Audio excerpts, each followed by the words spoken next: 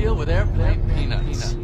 41 days after Katt Williams laid down perhaps the most controversial and infamous podcast appearance of all time that included the exposure of deep industry secrets and claims of Kevin Hart being an industry plant, it appears as if the true motivation behind Katt's bombshell interview has finally been revealed. Katt's killing it. It's like his ticket sales went up like 800%. The Katt Williams Shannon Sharpe story dominated the internet for well over a week to start off 2024, and with the perfect mixture of outrageous claims and the receipts to prove them, the Katt Williams interview was equally as confusing as it was entertaining, as it was hard to determine what exactly was true and what was false. But the main takeaway remained. Everyone was talking about Katt Williams, and whenever something goes this viral, the automatic response is for people to claim that it's fake or orchestrated in some way. Like when Snoop Dogg recently pretended to quit smoking for an advertisement, or the viral Mark Norman situation that we talked about in this video. But Katt Williams was relatively silent after the Shannon episode blew up, not really using the insane bump in relevance to promote much besides his current tour, until now that is. Netflix has officially announced that on May 4th, 2024, Katt Williams will be performing the second ever live comedy special in streaming history, following in the footsteps of Chris Rock, who went live on Netflix last year to perform Selective Outrage 365 days after the Oscar slap.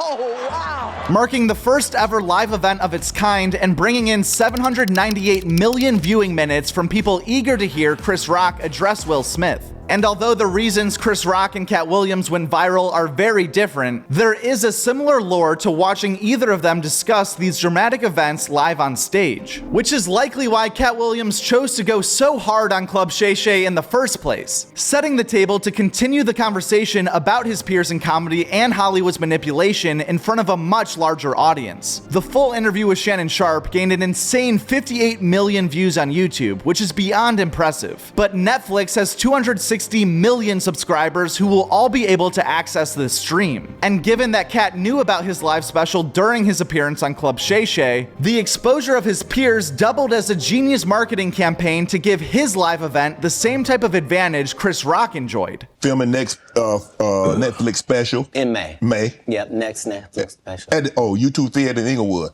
I'm about to catch that. I thought you might say that. I will catch that one.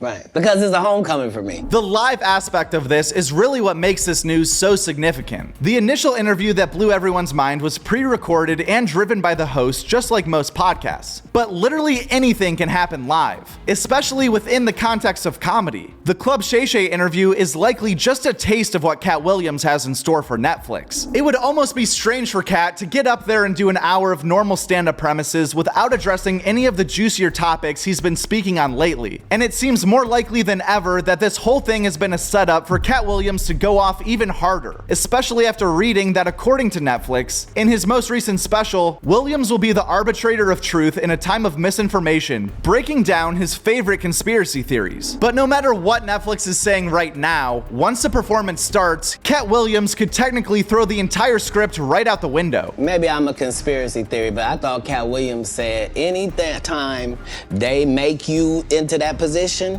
part of that contract is you do understand whenever we want to take you down, we can, right? It's also worth mentioning that so far, nobody has perfected the live special, as Chris Rock famously messed up his biggest punchline last year about Will and Jada during the live version, which adds even more intrigue for the viewer this time around, although Katt Williams might be the perfect comic for this job, given that he's used to recording specials all in one take. Think about how hard it would be to follow Little John in the height of his fame, coming out in the middle of a bit. Katt Williams doesn't give a fuck, dude. Well, he wants him there. That's what I'm saying. It's like, who can do that's such a flex. Like, this isn't gonna affect me at all. I'm in total control of all you motherfuckers. And by the way, you can tell, I think he shot that in one go.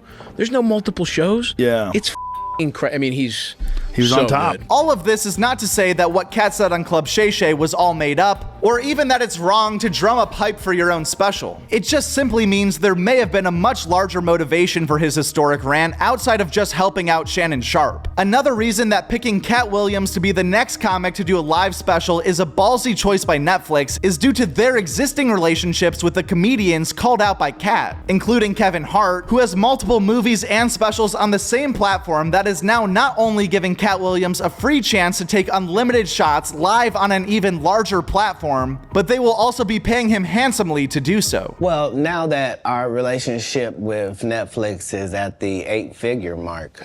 8? How You said 8? How often you want to make them? Oh, you said 8? I mean, like Right. 5, 6, 7, 8? Got to be 10 million to qualify, yeah. So what I'm saying is, once you're at that level, how many would you do? I'd be willing to bet you say, every time you turn around, I'm gonna be doing another one. Hey. I think that's what you would say if you was any good. Netflix has actually been very pro-comedy over the last few years, ironically switching places with YouTube when it comes to allowing comedians to tell jokes. But we'll talk more about that after these next 2 segments. Guest spots from last week: The Joe Rogan Experience had on Matt and Shane and Aaron Rodgers. Two Bears, One Cave was Bert and Tom, Tom and Bert. Kill Tony was joined by Bert, Bobby, and Esther Pavitsky. Esther was also on Whiskey Ginger. Andrew Santino was on Being Ian with Jordan. Bertcast talked with Julian Edelman. Louis J. Gomez went on Matt and Shane's secret podcast. We Might Be Drunk brought in a dating specialist to join the Are You Garbage boys. Kevin Ryan was on the Wayback podcast. And Joey Diaz returned to Are You Garbage. After I smoke my dope, I go on the internet. Crash into the house. I go on DraftKings, play a little roulette. Okay. Man, Play a Joey's little doing it fucking- right. Busy morning. I like it. Play a little fucking triple. Rip whatever a the couple fuck. bangers, lay a couple parlays. No, none of that shit. I just got to get the day started with, Get the juices flowing away. yeah, Wheel of Fortune. So I get that going. You laying any serious cash down or just a couple bucks? What's that? No, $1 slide. Okay. You know, $25 is good. Sometimes I win 80. Sometimes I lose all 25.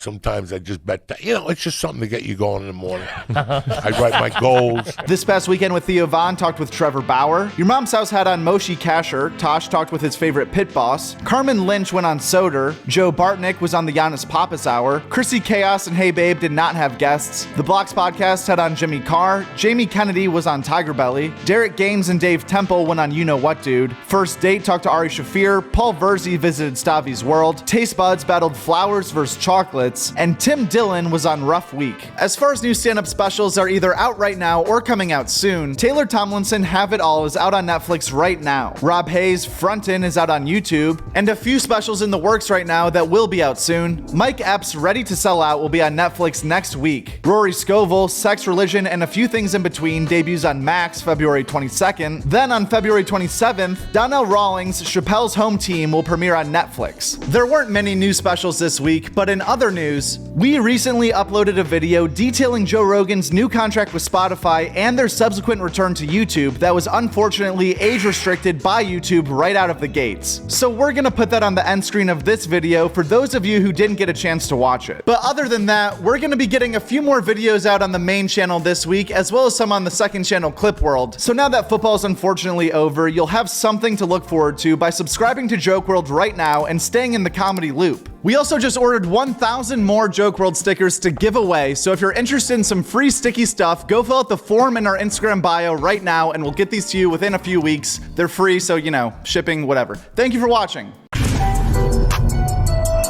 At Joke World. That's it, at Joke World. And the world is WRLD. That's a great YouTube channel, Joke World. Check it out.